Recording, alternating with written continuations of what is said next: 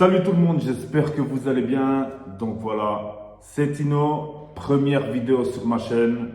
Pour la première vidéo, j'ai choisi d'analyser avec vous l'équipe type que la Serie A nous a dévoilée et en même temps, je vais faire mon équipe type à moi.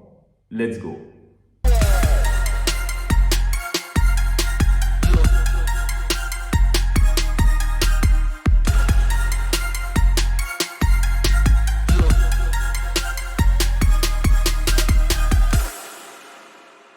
Voilà, avant de commencer, n'hésite pas à t'abonner, à liker, surtout si tu aimes ce genre de contenu.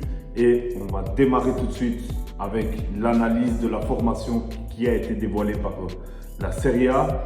Donc, module 4-3-3 classique. Je prends aussi du coup le module 4-3-3 pour moi. On commence avec les gardiens, enfin le gardien Di Gregorio. Bon, Di Gregorio a fait une bonne saison, pas sa meilleure saison selon moi, il a besoin de grandir.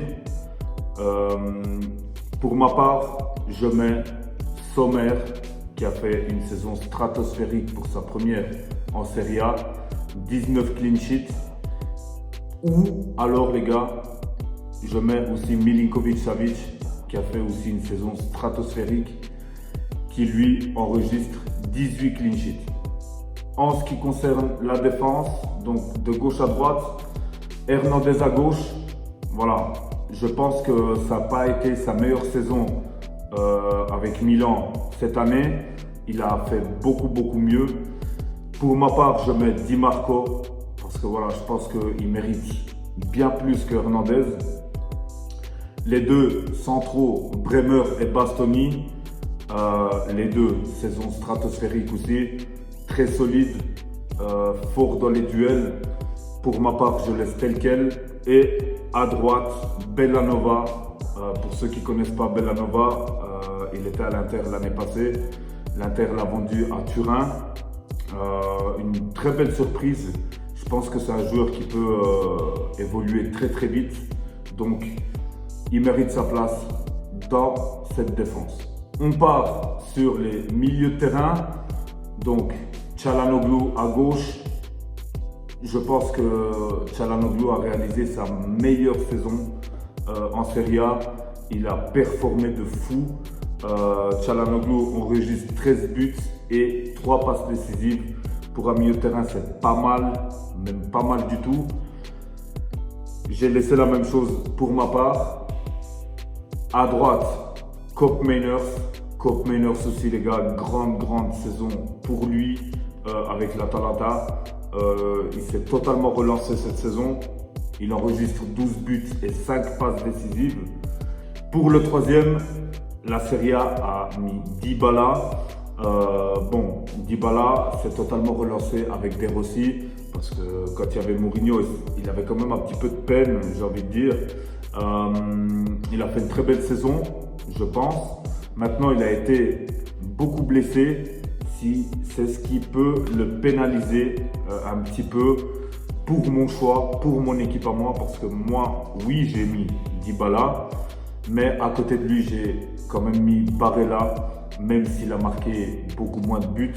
Dybala, c'est 13 buts et 9 passes décisives en 27 matchs.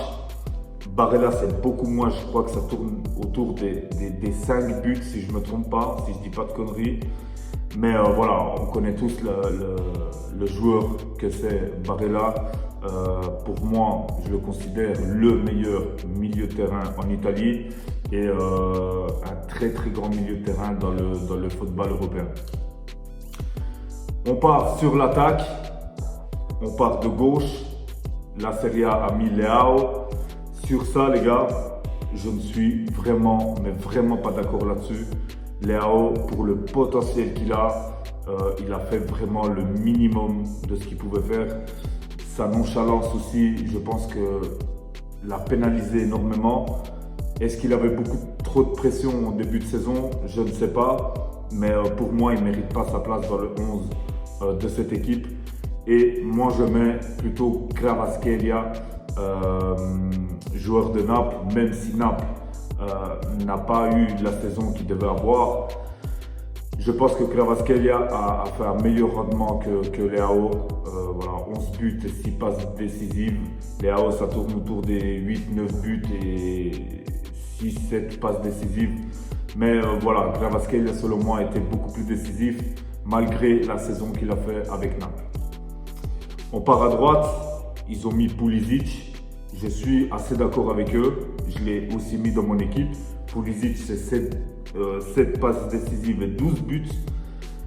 Pour sa première saison en Italie, c'est très très fort. J'en connais très peu qui se sont mis dans le bain directement pour leur première saison, qui ont performé comme lui.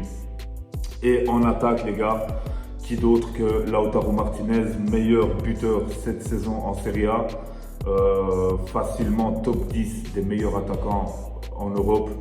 Je l'ai aussi mis chez moi, donc voilà. Lautaro, c'est 24 buts et 3 passes décisives. En Italie, il faut vraiment avoir la dalle pour performer de cette manière-là. Et c'est pas pour rien qu'il est capitaine de l'Inter. Et voilà les gars, si ce genre de contenu vous plaît, n'hésitez pas à vous abonner, à liker, à partager, pourquoi pas. Et à tout bientôt pour une nouvelle vidéo. Ciao!